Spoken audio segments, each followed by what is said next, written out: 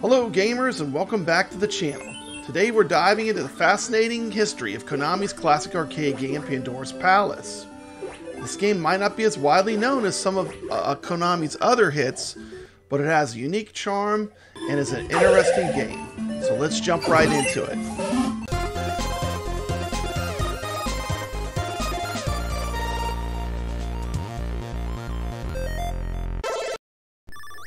Pandora's Palace was released by Konami in 1984. The game was part of the wave of arcade games that defined the early 80s, a period often referred to as the golden age of arcade games. During this time, the arcades were buzzing with titles like Pac-Man, Donkey Kong, and Galaga. Konami, already with an established name with hits like Frogger and Scramble, introduced Pandora's Palace as part of their growing arcade game portfolio. The concept of Pandora's Palace is rooted in Greek mythology. After the Pandora's box is opened and the monsters are released, a Roman emperor has the mission of putting things back into order. Pandora's Palace is a platformer game in which the player takes the role of a Roman emperor and must make his way from the top left corner of the screen to the exit, usually located at the bottom right corner, usually a Pandora's box. In order to do this, he has to use columns and moving platforms. The task won't be easy, however, because many monsters such as skulls and other monsters will prevent him from doing so. These enemies won't kill the Emperor directly on contact, but they will instead push him towards fires or over the edge of platforms. If this happens, this will result in a loss of life.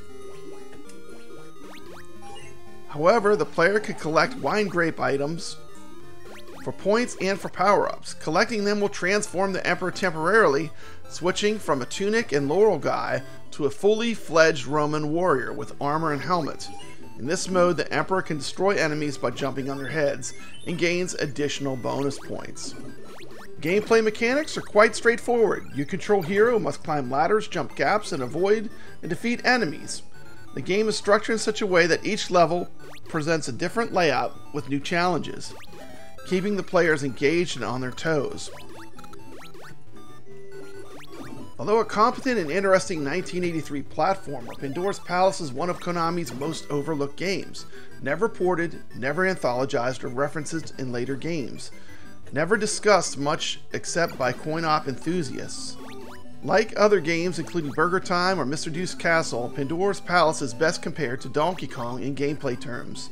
It has a familiar structure, 4 static screen levels increasing in difficulty, with platforms and moving enemies, a cartoonish uniformed hero who jumps and climbs towards a goal before a timer runs out. Simple animated cutscenes fill out the story, introducing the game and concluding each stage. A bunch of grapes, which are power-ups, temporarily lets you destroy enemies by jumping on them.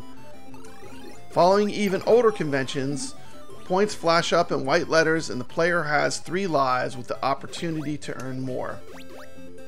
Yet Pandora's Palace has somewhat unique gameplay. You can travel downward, not upward. Enemies cannot kill you directly, but knock you backwards off platforms. Falling too far in this game is fatal, or falling into flames. Platforms dangle, slide, flip, and cycle in mischievous ways. The goal is alternately to find a doorway or Pandora's box itself, followed by a bonus points grabbing challenging stage. In this race, the object is to clear the screen of enemies. You'll stay powered up and won't die. The timer is a squawking bird approaching the sun, and a humorous touch times up when it hits the sun, shattering it. There are also secrets, and each stage passing certain spots triggers a high value item. One of the standout features of Pandora's Palace is its level design. Each level is intricately designed with a mix of platforms, ladders, and enemies that require precise timing and strategy to overcome. Enemies inspired by mythical creatures add a unique flavor to this game. The arcade cabinet itself, something I've never seen out in the wild, featured colorful artwork to draw players in, and the controls were very basic of its time. A single joystick and a jump button, usually on the left and the right side for left or right-handed players. Unlike most Konami arcade games, this game was only released in America. America only. Interlogic published the game. They also published Megazone and Rock and Rope. and it was only released in US arcades, which is unusual for Konami. This game was a conversion kit sold by InterLogic, named on the title screen, who was an Illinois-based distributor which had already marketed 2 other Konami kits in 1983. In December 1984, Konami bought InterLogic from its founder, CEO Ben Harrell, making it with their American arm. Then why was the game neither marketed in Japan nor even acknowledged again? So here's an arcade game that was... Here's a Konami arcade game that's released in America and never sees a Japanese release. Although a competent, interesting 1983 platformer, Pandora's Palace is one of Konami's most overlooked games. It's never been ported, never been anthologized or referenced in later games, never discussed much other than by coin-op enthusiasts. The obscurity of this game might partially be because of the 1983 industry crash, which began in the console market but also affected arcades, and added further pressure. Whatever happened, Konami presumably judged the game unsatisfactory and withheld it from the domestic market.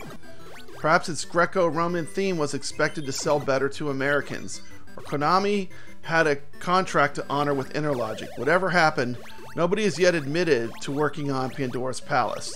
So it's kind of a mystery who actually developed this game. And it is an oddity that a Konami game was made that was never released in Japanese arcades. Pandora's Palace, which was an exclusive to North American coin-op gamers, disappeared without a trace. Japanese developers kept reimagining ancient worlds throughout the 1980s, but usually in vertical shooters.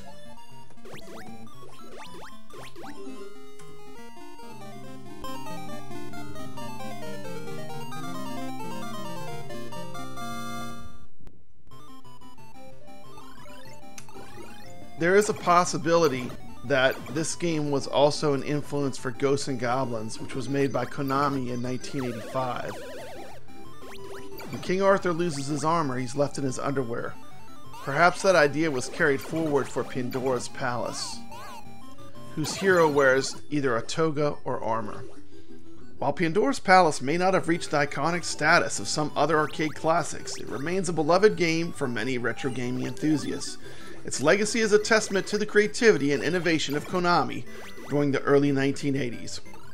Today, Pandora's Palace lives on in the memories of those who played it and in the retro arcade community. It's a reminder of a time when game developers took bold creative risks and brought diverse themes to the arcade floor. And that's a wrap on our history of Pandora's Palace. If you enjoyed this trip down memory lane, don't forget to hit that like button, subscribe for more gaming history content.